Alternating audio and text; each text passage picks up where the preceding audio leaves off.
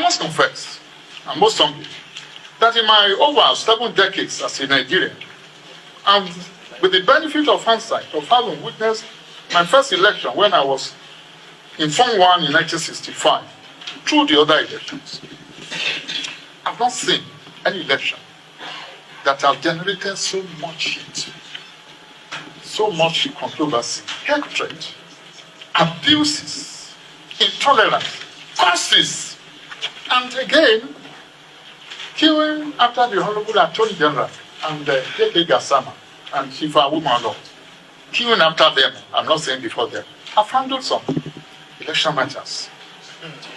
Defending from presidents, from Yar'Adua, to Jonathan, to Buhari, and now to President Tinubu. The question is this: why? It is because we key more into our tribal nationalities than the Nigerian enterprise. Let us face it. There is a proverb in Yoruba land that if two children of the same parents, they are quarreling, they lock themselves into a room, and now when the door is opened, they smile. They have not spoken truth to themselves. An average Yoruba man, an average Hausa Fulani man, an average Igbo man, an average Chekri man will first of all want to say, I key into my ethnic nationality before Nigeria. It doesn't happen in America. It doesn't happen in Britain. It doesn't happen in Canada. In Canada, they have also diverse nationalities, the French and the English. But there is a nation that binds them together. When are we getting there? And how do we get there? There is much disunity in this country. In America, diversity in unity. Our own is diversity in disunity. Let's face it. Theirs is diversity in unity. Ours is diversity in disunity. And it's part of the takeaways that we have to think of. And I'm happy.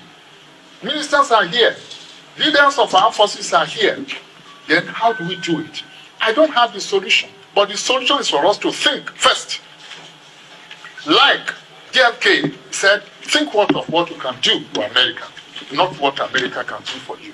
Are we ready to leave this venue today to say that, okay, we're going to say we think more or first of what the country can do for us, not what we can take from the country. But we can only do that also. The right conditions precedent. If leaders are the led, we have a change of heart. President Tinubu said a lot of things. He's been talking and he's saying the right thing. But there is a difference between saying it and walking the talk. And it's not a walk in the park. Seriously. He said, ministers, you have not been appointed by me to serve your ethnic nationalities. Good talk.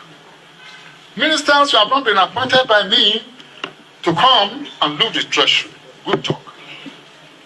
The vice president said, and rightly too, that Nigeria is in a mess economically. We are in a mess. People are angry.